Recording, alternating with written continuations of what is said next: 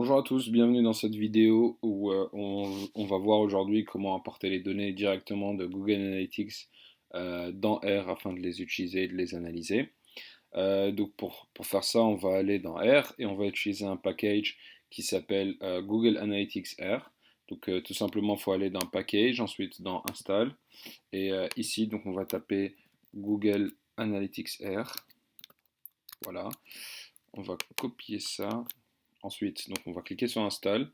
Donc là, le package va s'installer dans R. Ça va prendre un petit bout de temps. Mais voilà. Une fois qu'on aura fait cette étape-là, donc voilà, on va taper Library Google Analytics qui va permettre de sourcer en fait toutes les fonctions qu'on vient de télécharger. Et ensuite, on a accès à toutes ces fonctions-là. La prochaine étape sera de s'identifier donc avec son compte Google Analytics, Google tout court. Donc pour faire ça, on va utiliser la fonction JAAuth. Donc moi, je me suis déjà connecté, donc il reconnaît mon compte que j'ai créé. Pour utiliser un autre compte, je vais taper 0. Sauf que normalement, vous, si c'est la première fois, ça va vous demander à ce que vous donnez l'autorisation de télécharger des fichiers d'identification. Donc il va vous demander de faire 1 pour oui et 2 pour non, je pense. Il faut faire 1 et ça va vous donner exactement la même chose. Donc ça va vous ouvrir une page pour s'identifier. Donc vous avez tout simplement à cliquer et à choisir le compte que vous voulez utiliser, accepter toutes les autorisations qui demandent, et maintenant c'est bon, on est enregistré, on peut commencer à télécharger la donnée. Donc la première fonction qu'on va voir, c'est la fonction qui va nous permettre de voir en fait tous les comptes qu'on a. Donc on va taper JA account list et voilà, ça va nous donner le account ID, l'account name, des informations et le view ID aussi. Et c'est le view ID qu'on aura besoin. Donc on va mettre ça dans une variable. Donc JA account.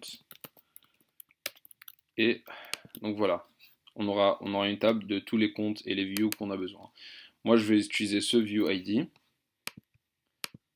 C'est un compte juste pour voir comment ça marche, etc. Donc view ID et je vais mettre ce view là. Donc une fois qu'on a ça, qu'on a le view qu'on veut utiliser, on va utiliser la fonction Google Analytics afin de pouvoir récolter la donnée. Donc, en termes de paramètres, donc premier paramètre qu'on va utiliser sera le view ID, le date range, donc le début et la fin tout simplement, quelle métrique on veut, quelle dimension on veut, et ensuite des filtres, etc. Donc view ID, date range, metrics, dimensions, et on va aussi utiliser max. Max, donc on va mettre -1 pour avoir le maximum de data possible. Donc alors pour le view ID, on va tout simplement lui donner le view ID qu'on a récolté. Hop. Pour la date, donc on va créer un petit vecteur où on va mettre asDate pour transformer ça en date. Donc on va mettre la date de départ. Ensuite, la même chose pour mettre la date du fin, quoi. Donc, supposons qu'on veut le mois de juin, donc on va faire 2020, premier,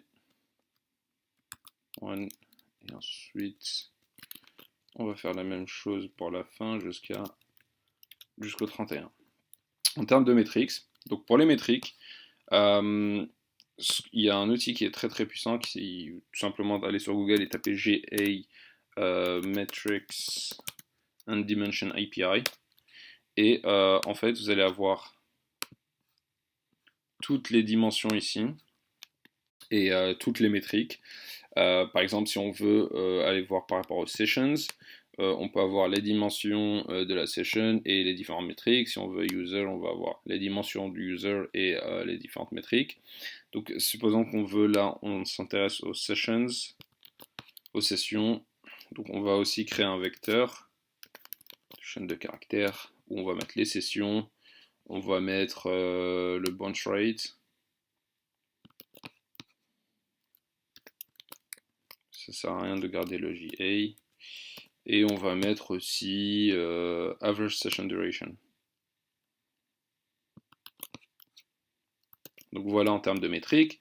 Et disons qu'en termes de dimension, ce qui nous intéresse, c'est la date.